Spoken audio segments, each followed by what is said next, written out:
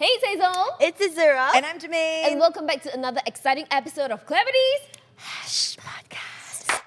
Today we're all blinged out, and no, we're not going clubbing. It's because we've got a special guest here, Kelly. Hi. So you might know her from Bling Empire. Thank you for coming all the way to Singapore. Of course. You girls look so beautiful and sparkling. I feel a little underdressed. No, your face is all you need.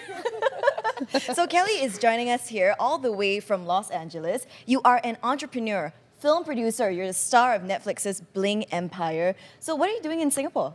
To hang out with you girls. Oh. And to eat all the hawker center I can find.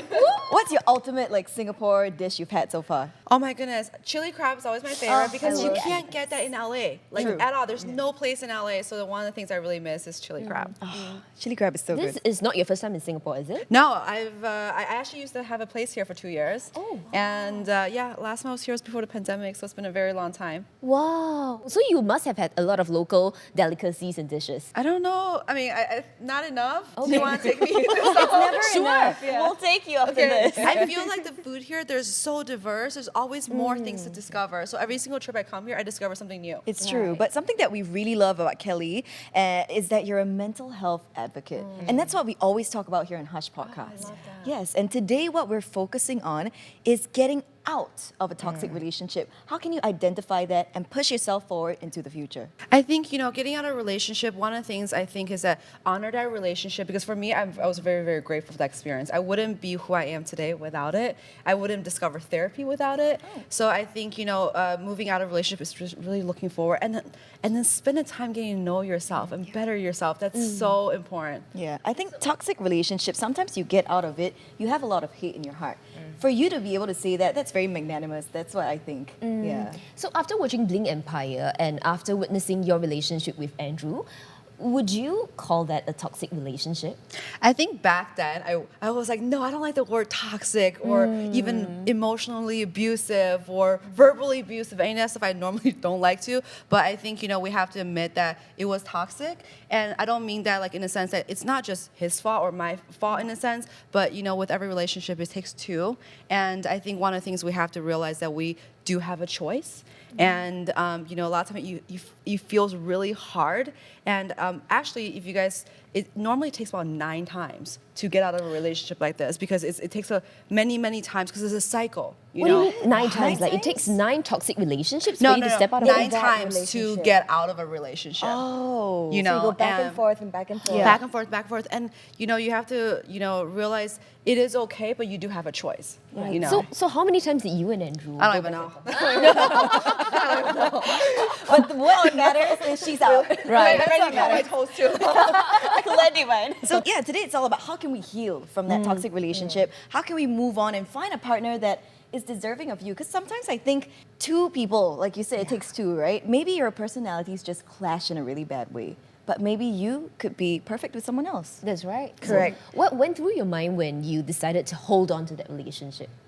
I think, well, here's the thing. I think one of the things is that's very important is that you can't change the other person. As much as I think a lot of time people want to change your partner, you really can't change your partner.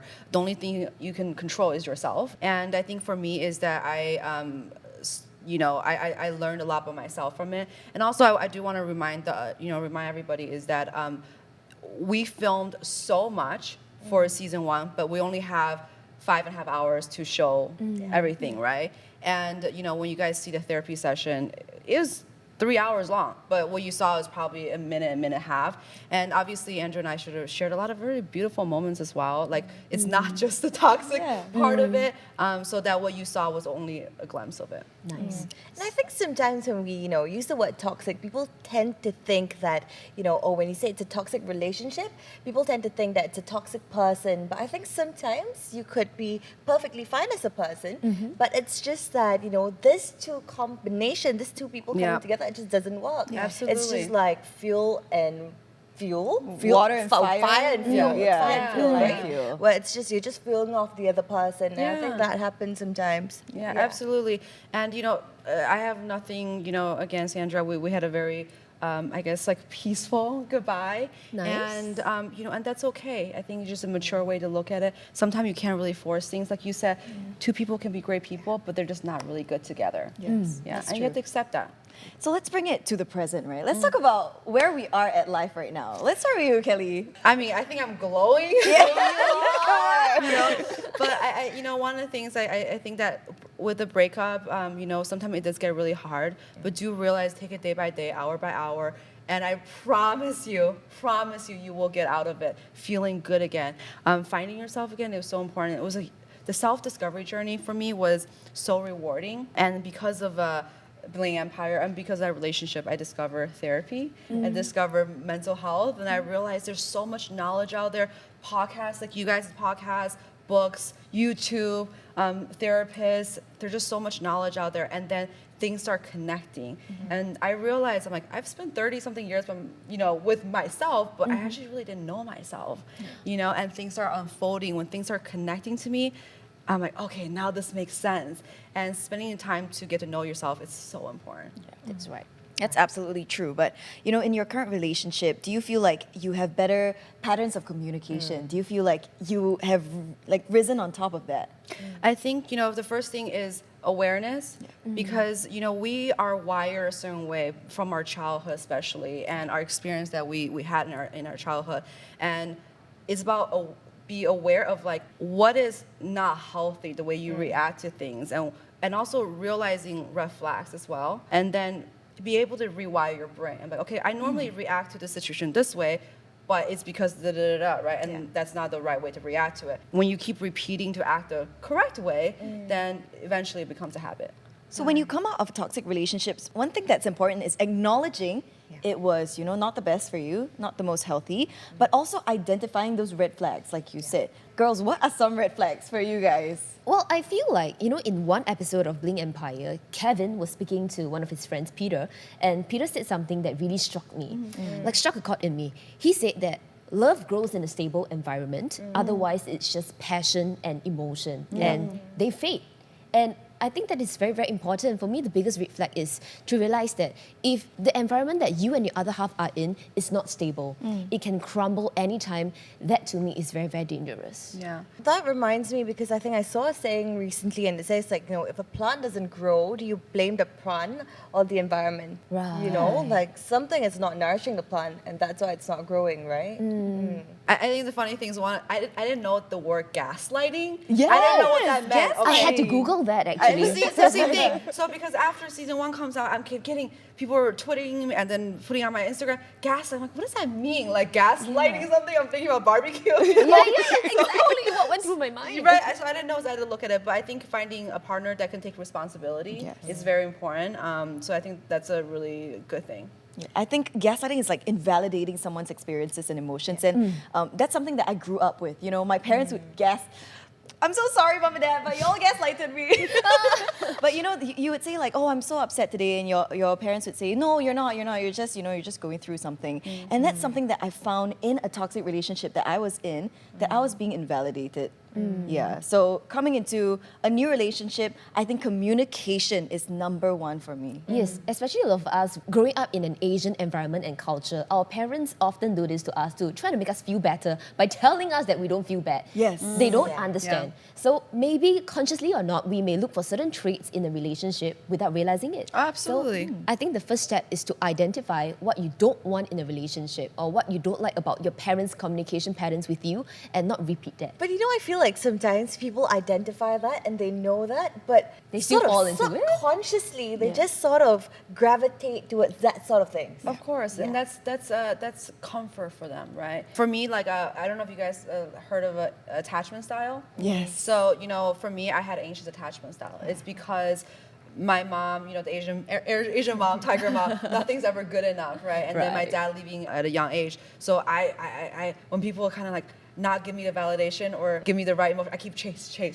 you know? So I think it's, again, it's your parents, how you grew up, and then, but awareness is the first step, and then we can start change it. Absolutely. And I think, identifying what's good in a relationship can help you as well, because you see some relationships where they're like happily ever after. I think that comes from a place of very strong like trust, where anything that they have, they communicate properly. They don't like shout at each other. They're not aggressive, because I used to be like this, right? Where I didn't know how to communicate my emotions. No one ever taught me. So I thought it was by shouting, because my parents used to shout at me.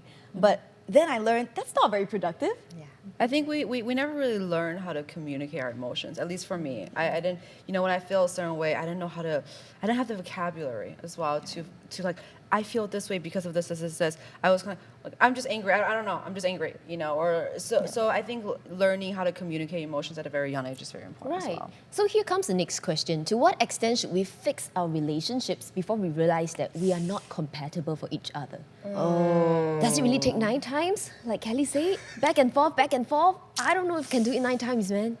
I think action speaks louder than words. I think when both people are willing to work on it, and also sometimes you have to realize that they have to do their own individual work. It's not yes, you can do couple work, but a lot of time it's your individual work. So is that person willing to work on himself and herself?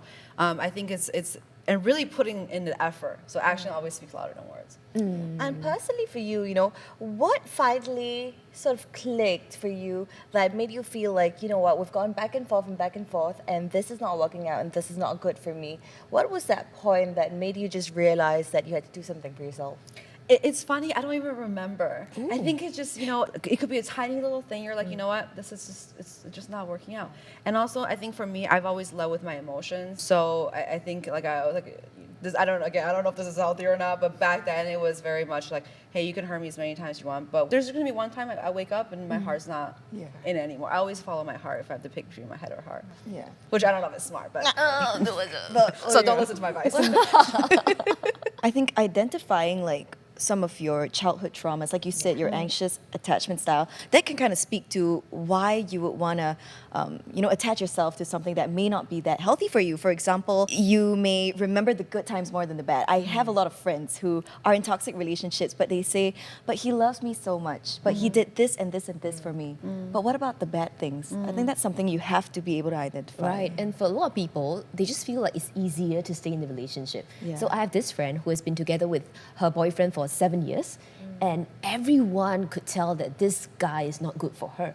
Since like year 3, we've been telling the girl to move on, just step out of the relationship. But her being her, she's a Taurus, she refused because she felt like, oh, yeah, I have to start all over again. It's tiring, I'll just stay in this relationship, it's okay. But after 7 years, she decided that she's had enough. She still had to start from scratch anyway, but I think it's a happier beginning point. Of course, yeah, absolutely.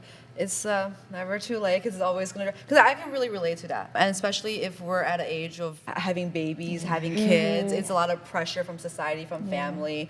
I'm all about going through hard times together, but there's a difference between going through hard times together and making it is worth it than being in a relationship that's not good for either of you. Life is long. Life is, like starting over is okay. I think when it gets to a point where you're just plain suffering, that's just not good for either one of you. But a lot of girls, they feel this sense of like a biological clock. And I think it's quite sad, because I see girls in their young 20s and they're in relationships for 5-6 years, but they don't even think like what's coming, in the future. To them, they're with someone, they're happy, that's it. They're going to have a kid, they're going to have a family, because they're afraid to start anew, like your friend. Right. So I read this article recently online. There was this guy who dated this girl for just 2 times. So after the second date, the guy texted the girl, say, hey, would you like to take things seriously? And the girl felt that, things were moving a bit too fast. So she said no. And then the guy called her out and said, haha, if you don't date me, nobody else is going to date you anymore, because you are already past the age of 30. And my mom says, for your age, this is the last year you have before you have to give birth to kids. It's better for you, it's better for the family, it's better for the kid.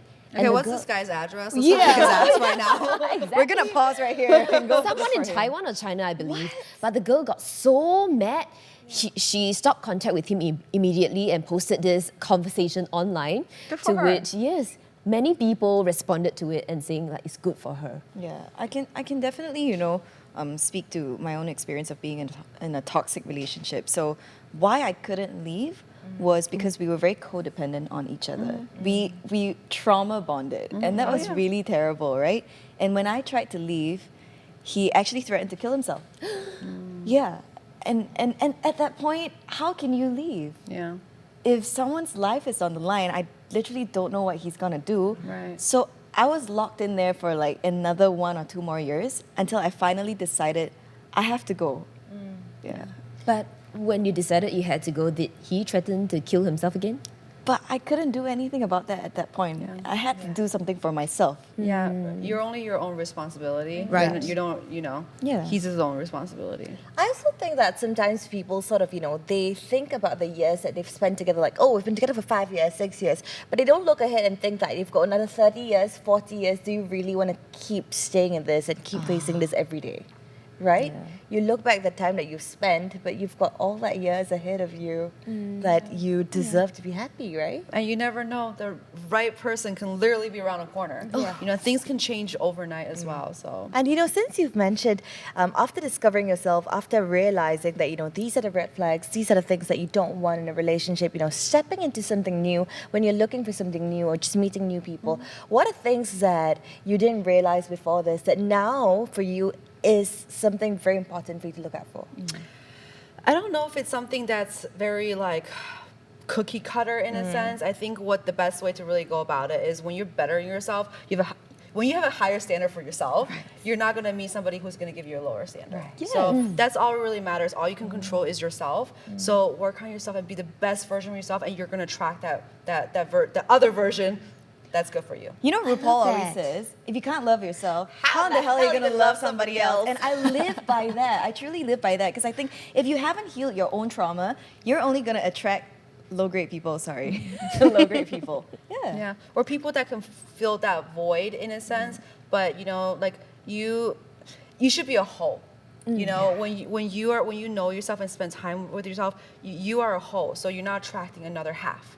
So otherwise, because when you have trauma inside you that's not healed, you're attracting somebody that can feel that whole. In a sense, I don't know if it makes sense. That doesn't really make sense. It does. But how has therapy helped you find self-love?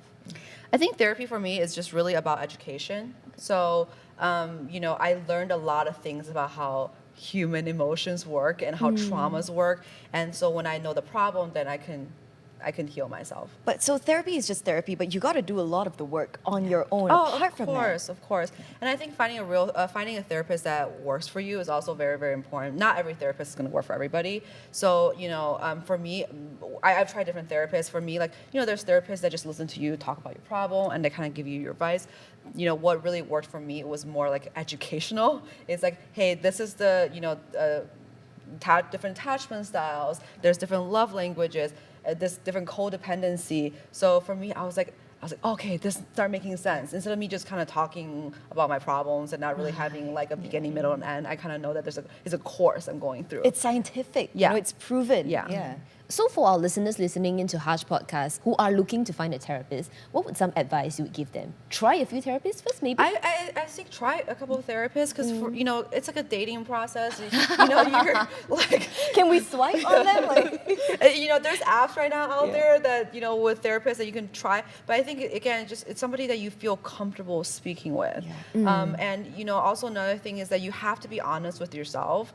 Sometimes when you tell yourself something, sometimes you filter. I don't know if you remember. Sometimes you filter your own thoughts. Oh, of course. And you're like, wait, hold on. This is the filter version of what I really feel and really think. So you have to also be very honest with yourself. Then you can be very honest with a therapist. Because otherwise, you're lying to yourself and you're lying to a therapist, and it's just wasting everybody's time. Yeah. Sometimes I think when you want to, a lot of people pity themselves and make themselves out to be the victim. You may be the victim, but did you do anything to perpetrate that as well? You got to look at yourself in a very honest lens. Absolutely. I tend to sugarcoat a lot of things, especially bad back then, you know, I sugarcoat things, and sometimes in my thoughts, I'm like, wait, I'm sugarcoating myself to myself. You're like editing your thoughts. Yeah, exactly. So just now we talked about one should love themselves before they can love others. I think we can all agree with that. So let's share some tips from the internet on healing from a toxic relationship. Do not contact your ex-partner. Do we Oh my all gosh. agree on that?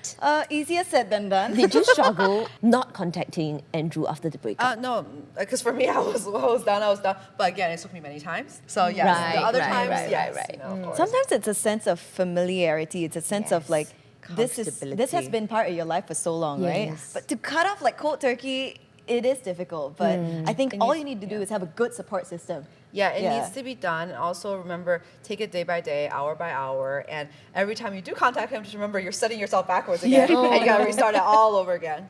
It's like Dua Lipa. One, don't pick up the phone. No, he's gonna call when you're drunk and low. Yeah. Absolutely. Yeah, and maintain a strong support system. Girlfriends that will knock your phone out of your hands if you try to even call. And I think what Kelly mentioned just now is very true. Don't be afraid to admit what you have been through, your emotions, even if you felt like it was a bad version of yourself. Take that, learn from that, and grow from that. Quick question for the floor. So based on, experiences, just marking out red flags and everything, what's a major green flag for you right now? Ooh. I like this question.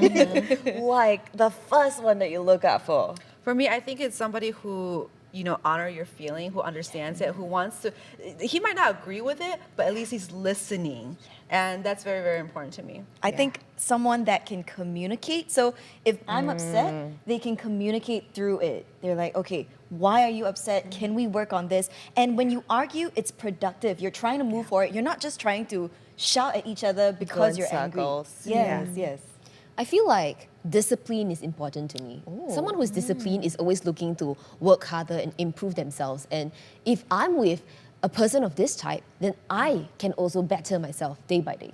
I love that. I feel like at this point, I think a sense of wonderment, as much as that sounds a little fluffy and everything, right? But I think when you have a sense of wonderment, you sort of always want to better yourself. You want to, see the world through like just clearer lenses and not just through like sort of like a tunnel vision. Yeah, and I think that with that mindset, you sort of, want to explore your feelings. You're more open to listening to other people's feelings. So that sort of like encompasses it for me. I think sometimes you can get lost in a relationship where, you're so wrapped up in each other that is your whole personality. I've seen a lot of people, I've been that person as well, where I've alienated all my friends, right? Because I was in such a loving relationship. But you have to remember your self-identity. I don't remember the exact, all the lists, but so there's supposed to be 7 areas of your life, and love is actually only one of it. So if you think about it, it's only supposed to be 1/7 of your life. The other ones are, family time, career, health.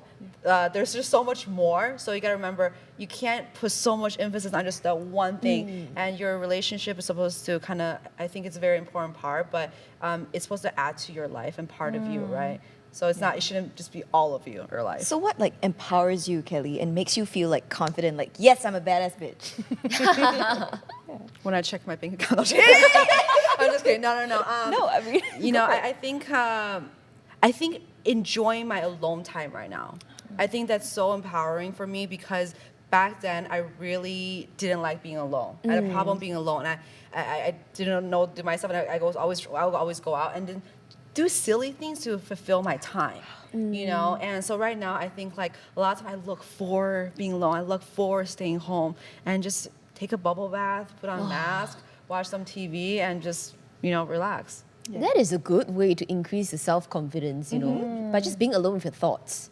You are clearer of what you want in life. that scared me like once. A couple of years ago, I could never be alone. Just with my thoughts, I would spiral all the way down. Yeah. But now I enjoy that so much. Just healing by yourself. I think that's very important. Right, and I feel Germaine and Azura, both of you are very confident women as well. Oh, so are you. Share with us, thank you. Share with us, what are some tips to be confident? Actually, okay, this is embarrassing to say, but I talk to myself in the mirror Ah. every day. I do self-affirmation. So like love if I that. put like this outfit, before I came out of the house, I was like, yes, you're a badass. Let's go and kill this. I do that. I love Yeah. that. I love that. That's great. What about you? I think as much as Hazel just said that, I think there are times as well that I struggle with it. And sometimes I feel like, people think I'm all that confident and people think that, I go out and get things and do things and all that. No, you do. Thank you. I try to. But I think a lot of times, sometimes I sort of pause and think whether, it's like imposter syndrome. Am I doing something that's not me? Am I just pushing things aside and just pretending to be confident because it's easier that way? So I wonder that sometimes. And I think it's an exploration, right? Because we all feel that sometimes. But I think at the end of the day, it's knowing that no one owes you anything and you don't owe anyone anything. yes. Yeah. Right. And you've got to do it for yourself because no one's going to do it for you. Right. Yes, And that's yes. why you got a good support system. Ah, We are there giving her go. affirmation every time on the Harsh podcast. There we go. Yeah. I love that. That's very important. The self affirmation. That's really really No, important. I used to think I was crazy for talking to myself in the mirror, but apparently more people do it than I realized. Or Yeah. journaling. I think journaling is Yeah, very she journals, very yeah. I she love, loves I it. love Right? writing my thoughts down. Yeah. Be just typing it down or just really writing it down. I enjoy it a lot. Yeah, and sometimes you look back and you're like, oh my god, you realize things that you otherwise wouldn't realize. Exactly. It's important to keep track of your emotions. So also a bit embarrassing to say, but I have this diary where it consists of a mood tracker. So every day it gives you like this circle with two eyes, and then you have to draw the smile. Is it a smile? Is it neutral, or is it a frown? So you have to draw the emotions every day, and then you can just look back. This month, have I been more happy than upset? Or have I just been neutral? So I think mood tracking is also very, very important. What if half of your day was great and the other half was like shit? Then it's gonna be like the one straight line. It's gonna be like Oh, okay. that The face, emoji. you know. I think journaling is one way, self affirmations. I've tried mindfulness as well. I've tried mindfulness because we are so busy. We're moving around on the daily. We are on like 2-3 screens at one time. Sometimes just lying there and feeling what courses through your body is important. Right. Yeah. Kelly, have you heard of the pods thing whereby you throw your phone aside, you Yeah. go into this empty room, Oh. and then you have to sit on a float. You literally can see nothing, okay? You can't even see your own hands. It's Yeah. a dark, dark room. And you just float. stay on Sensory the pod, float, yeah. Yeah. for an hour. For the it's salt water, right? Yeah. So you Have you float. tried Yes, that? I yes, actually yes. haven't tried it yet, but it's very popular in LA. Oh, is Yeah. it? It scares me. I feel scares like me. I'll have like claustrophobic Claustrophobia, or yeah, something, but exactly. I think it's worth Yeah. trying. Yeah. So what's especially something that you with do on the daily? What are your practices, to make sure you check in with yourself? Yeah, I think one of the things is go on walks with my puppy Sophia and try not to look at your phone. Sometimes you have to take It's a so break, tough, though. especially right before you go to bed, like an hour before you go to bed.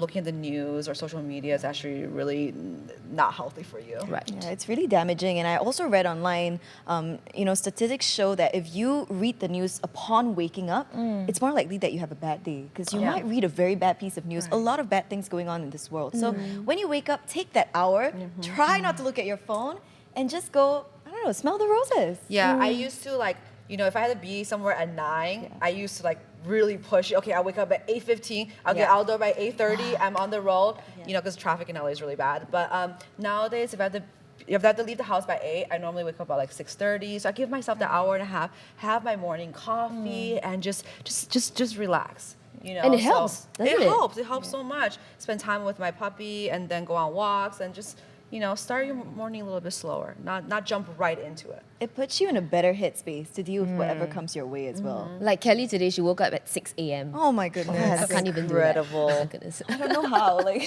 And you must be jet lagged. Like, I can't even wake up at 6 on a regular That's why I day. woke up at 6 a.m. Fair point.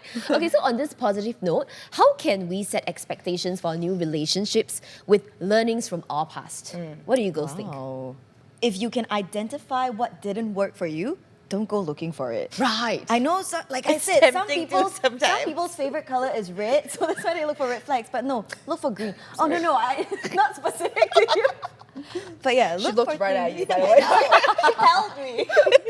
Yeah, look for things that are gonna empower you and serve you, especially if you are a career woman, right? You can't be looking for someone that's gonna be intimidated by that. What about you, Kelly? How can we set expectations for our new relationships? I think, for me at least, I think don't focus on searching for new relationship. Don't keep focusing on that, because just focus on yourself and the right person will attract themselves to you, and vice versa. Absolutely. I like that. I think sometimes people expect too much out of a relationship. You know, they fall into something and they expect that person to be everything for them.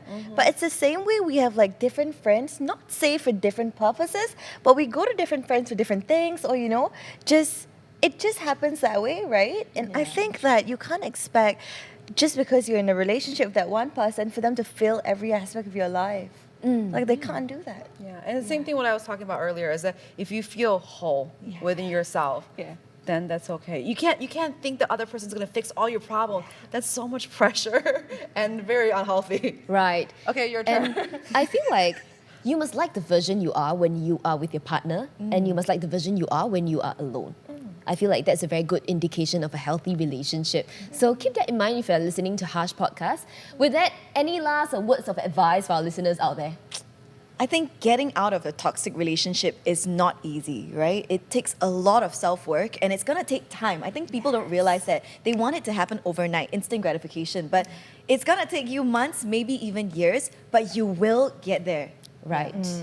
Yeah, I think everything that we've spoken about, it really takes time. Yeah. And that, you know, sometimes some mistakes, you just got to make it for yourself. But after that, sort of learn from it and just realize that, you know, this worked, this didn't. And I think from there, it's for you to grow. Not for you to, you know, find someone better or anything like that, but it's for you to grow. I think for me, the message is self-love is not selfish. And be patient with yourself. It's okay not to be okay all the time. And just be kind and patient to yourself. Right. Moving on is tough for sure, but every small step is huge progress. So just hang in there and believe in yourself. You know, we can speak about our experiences, but I'm not going to speak on behalf of the other people, you know, the other people that, you know, we've mentioned here, because they have their own stories, they have their own traumas, and this is just our personal experiences. So we just wanted to make a disclaimer about that. With that, thank you so much for joining us on this episode of Clevities Hash Podcast. We want to say a very huge thank you to Kelly for joining us and really sharing so openly from the bottom of your heart. Thank you so much. Thanks for having me. It was Thank fun. you so much. We're on Instagram at itsclarity.co. You can listen to us on Spotify, Me Listen, Apple Podcasts. Don't forget to turn on the notification bell. Once again, I'm Hazel. I'm Kelly. I'm Azura. And I'm Germaine. And we'll see you next time. Bye. Bye. Bling, bling, bling. Bling, bling.